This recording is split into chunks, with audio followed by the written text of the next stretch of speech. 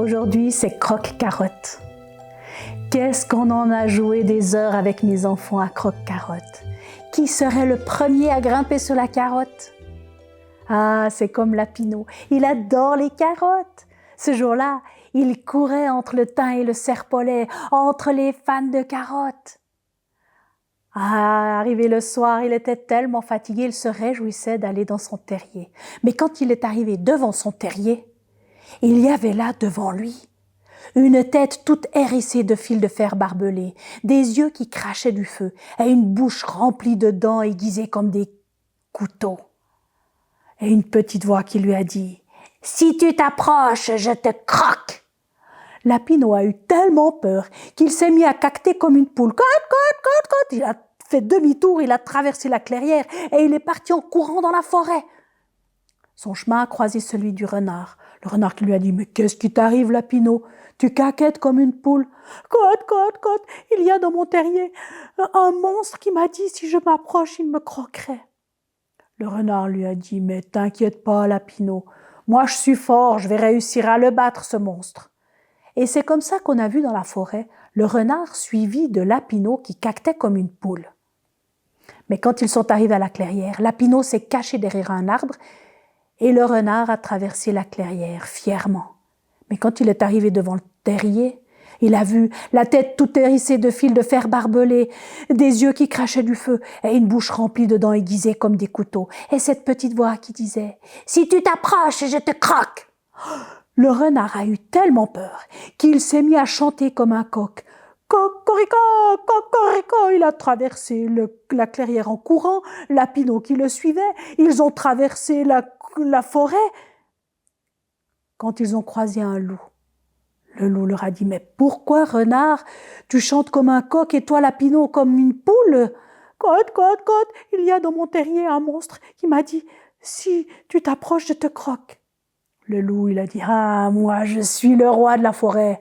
Je peux battre tout le monde, même les monstres. Suivez-moi. » Et c'est comme ça qu'on a vu dans la forêt le loup suivi du renard qui chantait comme un coq et de Lapinot qui caquetait comme une poule. Et quand ils sont arrivés à la clairière, Lapinot et le renard se sont cachés derrière l'arbre et le loup, fièrement, il a traversé la clairière. Mais quand il est arrivé devant le terrier, il a vu cette tête hérissée de fils de fer barbelés, ses yeux qui crachaient du feu et cette bouche remplie de dents aiguisées comme des couteaux. Et cette petite voix qui lui a dit « Si tu t'approches, je te croque !» Le loup a eu tellement peur qu'il s'est mis à cancaner comme un canard. Quoi. Et c'est comme ça qu'il a passé devant l'arbre, suivi du renard et de Lapinot. Mais leur course a été freinée par l'ours qui faisait sa sieste. « Mais qu'est-ce que c'est tout ce vacarme? Mais pourquoi toi tu cancanes comme un canard et puis toi le renard, pourquoi tu chantes comme un coq et Lapinot, qu'est-ce que tu fais à chanter, à cancaner comme une poule? » Il y a que devant mon terrier, il y a un monstre. Et le monstre, il m'a dit, si je m'approche, il me croque. Mais arrêtez vos salades, moi j'ai envie de faire la sieste. Mais bon, s'il faut, je peux vous aider. Allez, suivez-moi. Et l'ours s'est mis en branle. Et c'est comme ça qu'on a vu l'ours devant, suivi du loup qui cancanait, du renard qui chantait comme le coq et de Lapinot qui caquetait comme une poule. Et quand ils sont arrivés à la clairière, le loup, le renard et le lapin sont restés cachés derrière l'arbre. Et l'ours, d'un pas lent et sûr, il a traversé la clairière. Et quand il est arrivé devant le terrier, il a vu cette tête toute hérissée de fils de fer barbelés, ses yeux qui crachaient du feu, et cette bouche remplie de dents aussi aiguisées que des couteaux. Et cette petite voix qui lui a dit « Si tu t'approches, je te croque !» L'ours, il a eu tellement peur qu'il s'est retourné en glougloutant comme un dindon. Glou. Il a fait demi-tour, il a traversé la clairière et puis il a été suivi par le loup, le renard et Lapinot qui partaient en courant vers la forêt. Ils ont couru. Et finalement, ils se sont arrêtés, épuisés, au pied d'un arbre. Et sur cet arbre, il y avait une ruche d'abeilles sauvages.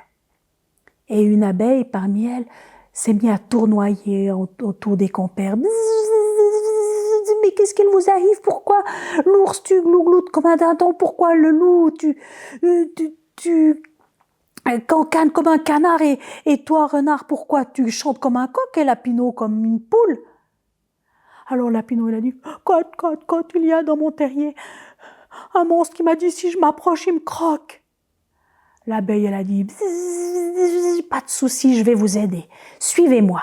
Et c'est comme ça que dans la forêt, on a vu l'abeille suivie de l'ours, du loup, du renard et de Lapinot. Quand ils sont arrivés vers la clairière, l'ours, le loup, le renard et Lapinot sont restés cachés derrière l'arbre. Et l'abeille, quand elle est arrivée devant le terrier, elle l'a vu. Cette tête toute hérissée de fils de fer barbelés, et ses yeux qui crachaient du feu, et cette bouche remplie de dents, aiguisées comme des couteaux. Mais le monstre, lui, il ne l'a pas vu. Alors l'abeille, elle s'est faufilée derrière, et il lui a piqué les fesses. Et c'est comme ça qu'on a vu un petit lutin, tout barbu, effrayé, qui criait « Aïe, aïe, aïe, aïe !» Il a couru vers la rivière, il a mis ses fesses dans l'eau, mais comme il ne savait pas nager, il a été emporté par la rivière. Et c'est comme ça que Lapinot a pu retrouver son terrier. Et il a pu aller se coucher. Oh, il était bien fatigué après toutes ces émotions. Et il a eu la plus belle nuit de sa vie.